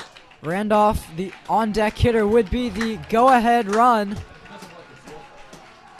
Full count. This one up the middle, off the glove of Butler. The throw is in time. Calvert Hall's going to take it on the throw by Pikes.